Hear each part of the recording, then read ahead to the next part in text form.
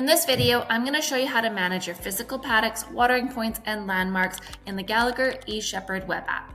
I'm Sarah from Okanagan Ranch and Fence Supplies, and if you're looking for virtual fencing, we'd love to help you out. In eShepherd, you're able to map your property's physical paddocks, watering points, and landmarks directly on your map. And once you're in, you can edit or delete them anytime as your property changes. You can put in physical paddocks and watering points directly on the map, or you can import them from a KML file if you've already got them in another system. The way to access the physical paddocks, watering points, and landmarks is through the infrastructure menu. You're going to click on these three dots right here, and as you can see, there's landmarks, watering points, and physical paddocks.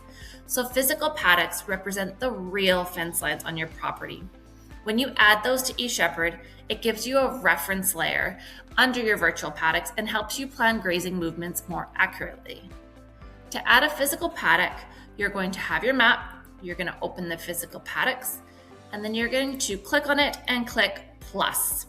You then draw it wherever it exists, double click to end. You can then name it whatever you like. It has pre-selected writing, but you can change it to however you choose. Then make sure to click the plus to save it. You can make your shape a number of different points, whatever you're looking to do with the physical paddocks to represent what truly exists out on the landscape. To upload a KML file, you still need to click on these three dots and physical paddocks, and then you have this upload option here, and then you can upload, but be aware you can only upload a KML file. If you want to edit your physical paddock, you select it, and then you're going to click on the pencil icon right here, and then that gives you the option to change your physical paddock if need be, and then you just need to hit the check mark box.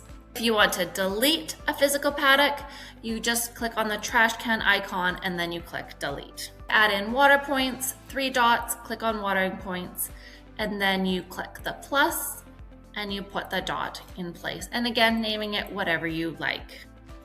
Keep in mind that when you're doing virtual fencing, it won't let you actually assign cattle to it until you have a watering point. So it's important to know how to find these watering points and make sure all your virtual paddocks have watering points associated with them.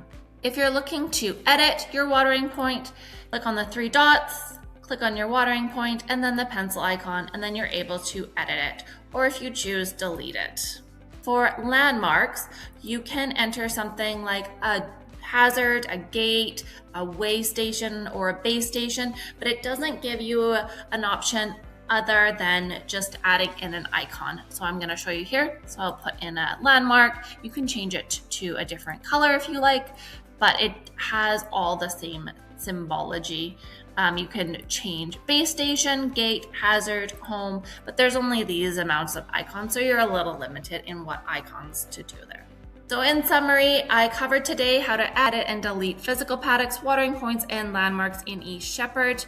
You can also add via a KML file. If you have any questions about eShepherd or would like to know if it works for your ranch, drop a comment below or contact us. We'd love to help. Thanks for watching.